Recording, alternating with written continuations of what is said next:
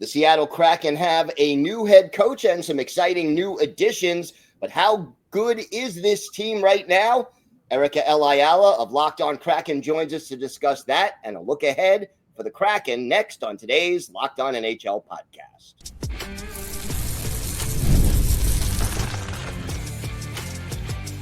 You're Locked On NHL, your daily podcast on the National Hockey League.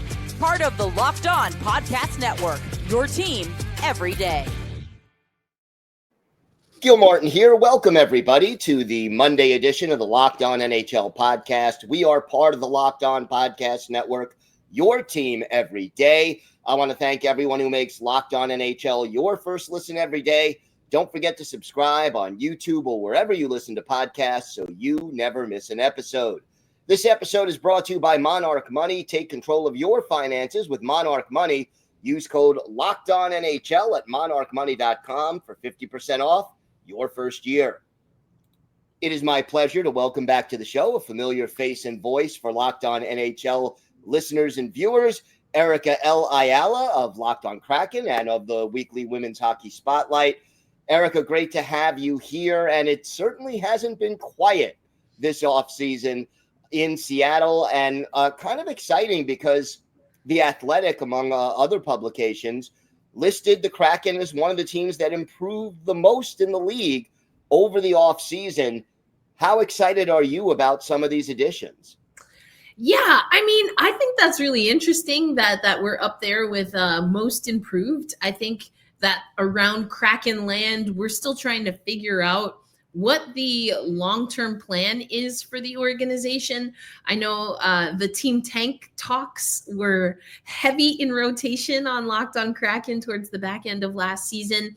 And although I think there are some improvements, if you look at things like having a net front presence, you look at things like special teams, in particular, looking at the penalty kill, I think you can see where there's some grit and toughness in some of the additions that we have, some players that maybe can win some puck battles for the Seattle Kraken this upcoming season. But there are some things that are, again, still up in the air. The organization committed to Philip Grubauer, which was not something that we thought we would be talking about coming into season 5. It just seemed like the writing was on the wall, including an AHL stint with Gruby last year. But he is going to be an Olympian. He's one of the 6 named for Team Germany. So that also does give the Seattle Kraken, especially with how things have worked out with a few changes in the league, an option to keep another goalie on. And that's exactly what they're going to do, because we're expecting Joey Daccord to be the number 1 again.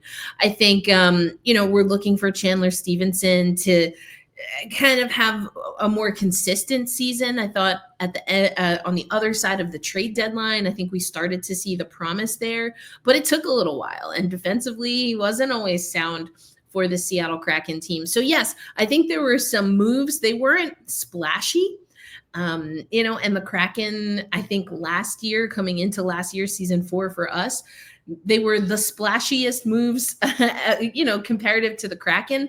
But this year, it's a little bit more of maybe getting a player that's more plug and play, but can maybe, if you look at statistically on paper, can maybe move the needle a little bit more in the grit area. And that's because these are veterans with some size and experience. How are you feeling about Mason Marchment being added to this lineup? Yeah, I think it's been interesting to hear fans of Mason talk about Mason Marchment. And again, they like the idea, the concept. He fits into what the Seattle Kraken are trying to do. We have had some viewers pop in multiple times and say, hey, great pickup, just keep him out of the sin bin. Yeah. So, little details. Yes, minor details. And so that is something, is it a return to like Carson Soucy land, maybe a little bit there for us. I'm not really bothered by that because as Locked On Kraken listeners know, I think we need a little sandpaper. We need a little grit to our game. And so Mason Marchment can do that. So many M's. Say that 10 times fast, right? Exactly. Mason Marchment can do that for us for sure. And I think, again, he is one of those players when I was talking net front net front presence, he's going to offer that in spades. And so if you think about what Jaden Schwartz has been able to do, who, if we really think about guys that get in front of the net, Jaden is probably undersized, but he has that ability. He has that knack. He has a good feel for when he needs to be around the net. I think that we've seen other players be able to step that up. But that's where I think Mason steps in. I think also looking at what he can potentially do on special teams is going to be huge. And then there's a big thing here. One of the goals for the Kraken was to be, quite bluntly, not terrible on the second game of a back-to-back in particular.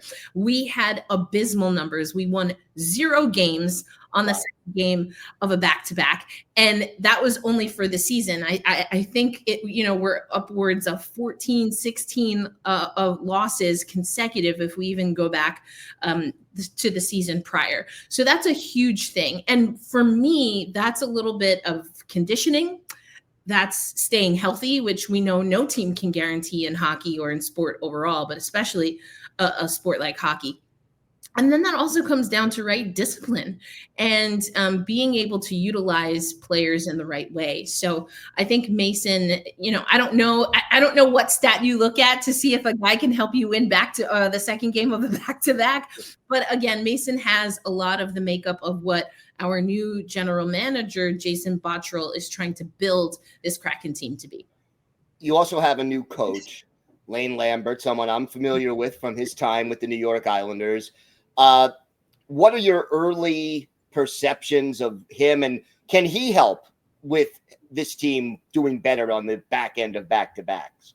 He knows it's a goal. Again, it's not a secret. It was very talked about on Locked On Kraken last year. And so when there's a coaching change, that was something of paramount importance, and a way immediately that this team can find some wins. And we've broken, the math down on Locked On Kraken, and that's huge.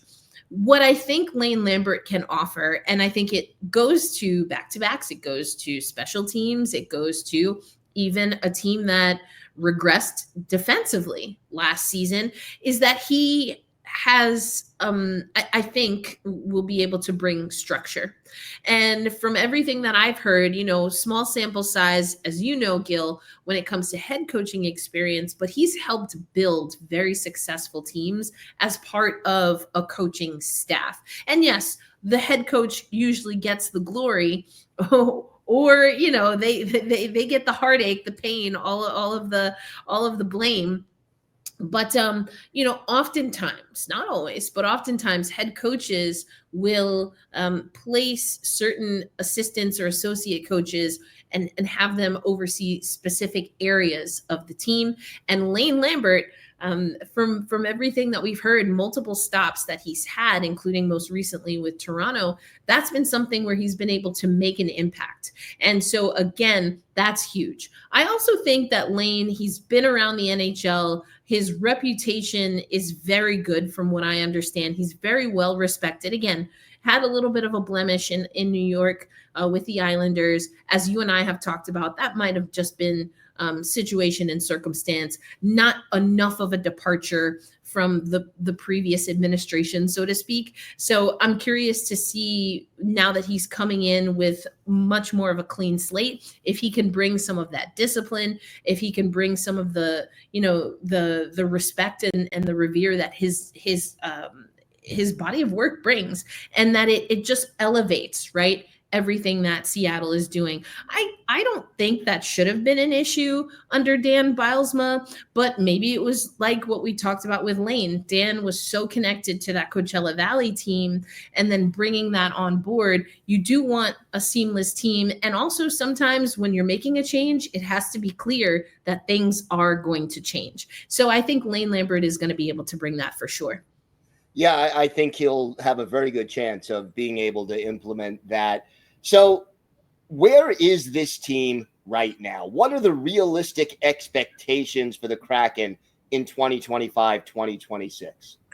Yeah, so we've been debating this on Locked On Kraken because incrementally, because of the coaching staff, some of the players that we've already talked about, this should be a better team incrementally. it shouldn't be too difficult to be a better team than last year. There were just a lot of lapses. Again, the back-to-back record, abysmal. The power play had brushes of brilliance, as I sometimes like to say, but way too inconsistent. The penalty kill, I mean, all you got to do is hang on to the puck until the last 5 seconds and you'll probably score on the Kraken. Like, that's kind of what we were dealing with. So those are things that you want to refine, that you want to brush up. That being said, the thing that I've been talking about, not just coming into this season, Gil, but as a franchise that enters the Pacific Division, what we know is, and I referred to Team Tank before, we've got some Team Tankers in the Pacific Division, bona fide card-carrying president emeritus of the Team Tank. Even if we're marginally better, right? The Seattle Kraken. If the rest of the division is getting better and we can't crank it up, then yeah, we're going to find ourselves right back in the same place. And the difficulty with the Seattle Kraken, and why some fans maybe want to lean into, if this roster isn't going to win, focus on system. And maybe you don't say you're tanking, but you're okay if you are.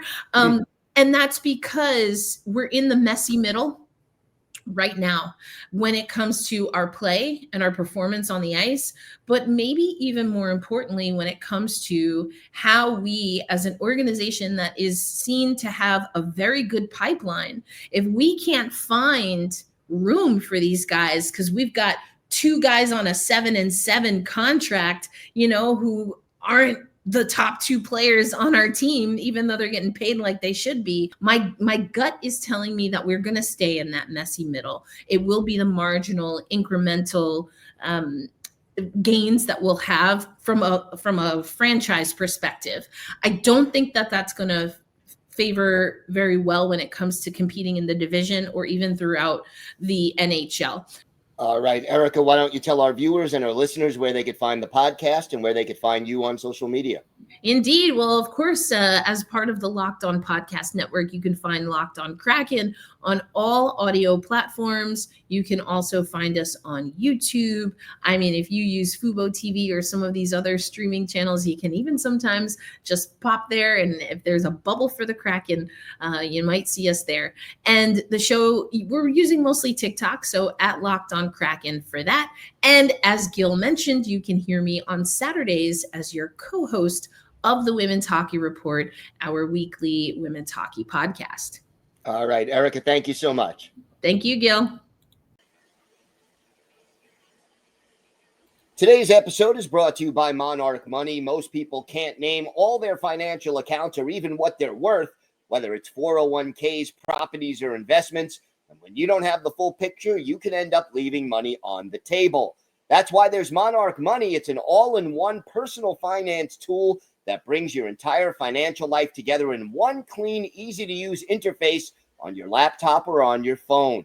Monarch does the heavy lifting for you. You can link all your accounts in minutes, see clear data visuals, get smart categorization of your spending, and finally feel in control of your money without ever touching a spreadsheet. I linked all my accounts to Monarch and immediately spotted a few subscriptions I wasn't even using. Canceling those alone saved me money every month. So don't let financial opportunities slip through the cracks. Use code LOCKEDONNHL at monarchmoney.com in your browser for half off your first year. That's 50% off your first year at monarchmoney.com with code LOCKEDONNHL.